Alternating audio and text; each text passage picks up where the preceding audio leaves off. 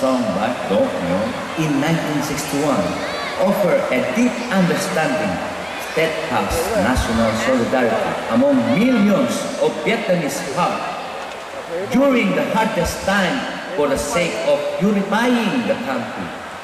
The song praised Vietnam is a prosperous and everlasting country, a remarkable, wonderful country in the world forever.